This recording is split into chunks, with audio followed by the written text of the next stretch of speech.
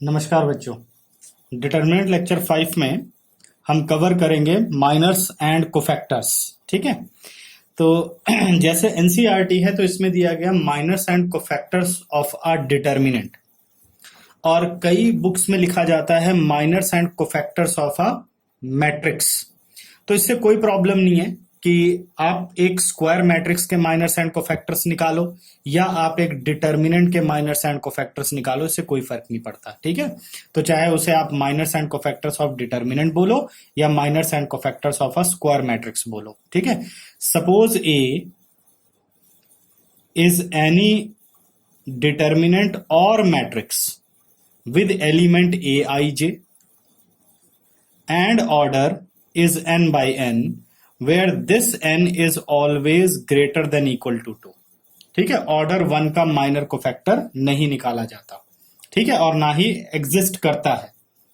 ठीक है, तो हमेशा जब भी माइनर्स एंड कोफैक्टर्स की बात की जाएगी तो या तो स्क्वायर मैट्रिक्स ऑर्डर 2 की गिवन होगी या हमें डिटर्मिनेंट ऑर्डर 2 का गिवन होगा, मिनिमम ऑर्डर 2।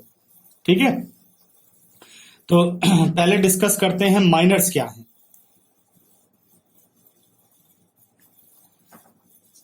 सपोज ए कोई भी एक डिटर्मिनेंट है ऑर्डर 2 का, a11, a12, a21, a22। Order 2 मैं सॉल्व करके दिखाऊंगा और ऑर्डर 3। ठीक है, तो ऑर्डर 2 का अगर आपको माइनर निकालना है तो minor is denoted bye mij, यानी अगर आपको a11 का माइनर आपको निकालना है तो उसको आप डिनोट करते हो m11 से, माइनर ऑफ a11। जिस कॉलम में a11 है वो डिलीट हो जाएगा और जिस रो में a11 है वो डिलीट हो जाएगा। बाकी का जो एलिमेंट बचा वो है माइनर ऑफ a11। ठीक है, माइनर ऑफ a12 यानी m12 अगर आपको निकालना है तो कॉलम के एलिमेंट डिलीट हो गए, रो के एलिमेंट डिलीट हो गए, अपने पास आ गया a21। ठीक है, minor of m21 sorry minor of a21 is m21, row के एलिमेंट डिलीट, कॉलम के element delete, answer is a12। Minor of a22 यानी m22, column delete, row delete, answer is a11। इस तरीके से आप माइनर निकाल सकते हो। ठीक है, अब हम निकालते हैं minor of order 3। a11, a12, a13, a21, a22, a23, a31, a32, a33 whole determinant. तो minor of a11 is m11, column के सारे एलिमेंट डिलीट हो गए, रो के सारे एलिमेंट डिलीट हो गए जिसमें a11 बिलोंग करता है, और अपने पास बाकी ऑर्डर 2 का एक डिटर्मिनेंट बच गया, a22, a32, a23 and a33 whole determinant. अब हमें बस इसे इवेल्युएट कर लेना है, जैसे हम ऑर्डर 2 का डिटर्मिनेंट इवेल्युएट करते हैं। a22 into a33 minus a32 into a23, this is minor of a11।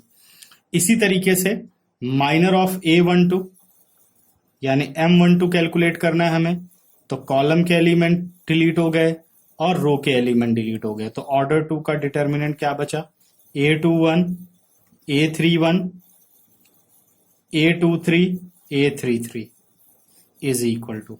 ठीक है, तो ये आप निकाल सकते हो। इस तरीके से कितने माइनर्स बनेंगे इसके, 9 माइनर्स बनेंगे, क्योंकि टोटल एलिमेंट कितने 9, बाकी क्या फाइंड आउट कर सकते हो। ठीक है, अब बात करते हैं कोफैक्टर्स की।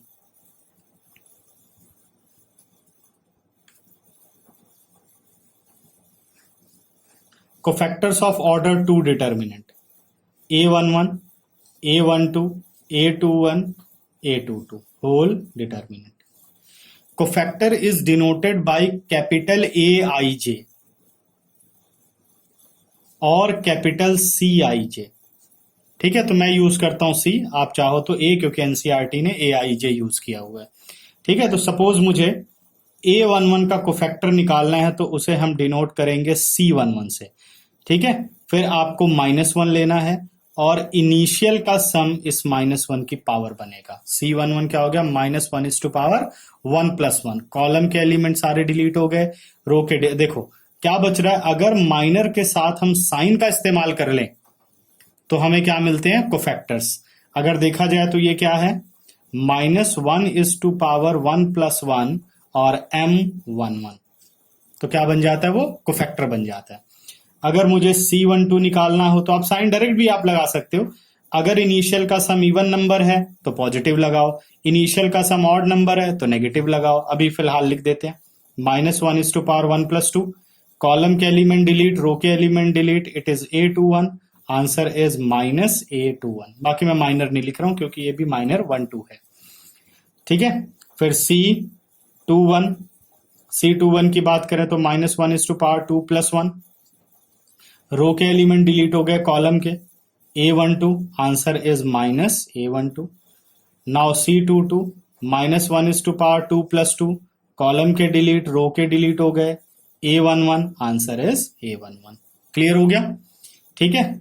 इसी तरीके से अगर मुझे ऑर्डर 3 के कोफैक्टर्स निकालने हैं, A11, A12, A13, A21, A22, A23, A31, A32 and A33, तो फाइंड आउट करते हैं C11। अब मैं डायरेक्ट लिख रहा हूं पॉजिटिव, क्योंकि इनिशियल का सम कितना है, इवन, कॉलम के एलिमेंट डिलीट हो गए रो के, ऑर्डर 2 का डिटर्मिनेंट बचा यानी माइनर्स बचे, A22, A32, A23, A33। अब हमें इन्हें कैलकुलेट कर लेना है, A22 into A33 minus A32 into A23।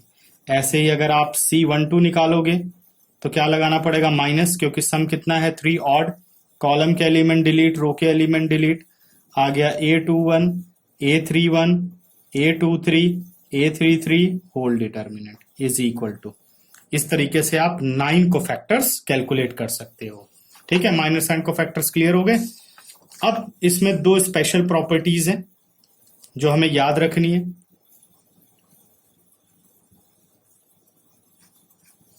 Property number 1, अगर हम किसी भी रो या कॉलम के एलिमेंट को उसी के कोरस्पॉन्डिंग कोफैक्टर से मल्टीप्लाई कर दें और उनका सम करें तो हमें मिलता है determinant of the given determinant, ठीक है। जैसे कि अगर मैं मल्टीप्लाई कर दूं C11 into A11, C12 into A12, C13 into A13, इसे जब आप कैलकुलेट करोगे तो आपको मिलेगा डेल्टा, ठीक है। दूसरी प्रॉपर्टी, अगर मैं कोफैक्टर तो ले रहा हूं कॉलम रो 1 के यानी C11, लेकिन जो एलिमेंट मैं ले रहा हूं वो रो 2 के ले रहा हूं यानी A21, C12, A22, C13, A23, तो ऐसे केस में जब आप सिंप्लीफाई करोगे तो आपको आंसर हमेशा 0 मिलेगा। ये बहुत ही इंपॉर्टेंट प्रॉपर्टी है, दोनों प्रॉपर्टी को आपको याद रखना है। क्लियर, तो क्या बोला, C11 अगर हम एलिमेंट फर्स्ट रो के लेते हैं और उसी रो के कोरस्पॉन्डिंग कोफैक्टर को प्रोडक्ट और सम करेंगे तो हमें डेल्टा मिलेगा, या हम एलिमेंट थर्ड कॉलम के लेते हैं और कोफैक्टर भी उसी कॉलम के लेते हैं, मल्टीप्लाई और सम करें तो क्या मिलेगा, डिटर्मिनेंट। लेकिन अगर हम कोफैक्टर लेते हैं फर्स्ट रो के और एलिमेंट लेते हैं सेकंड रो के या एलिमेंट लेते हैं थर्ड रो के, तो हमें हमेशा डिटर्मिनेंट की वैल्यू मिलेगी 0। क्लियर, ठीक है। और यही सेम एप्लीकेबल है कॉलम के लिए। इसके बाद आ जाइए पेज नंबर 123, एग्जाम्पल 19 हम डिस्कस करते हैं। एग्जाम्पल 19 में कह रहा है find the minors of element 6 in the determinant.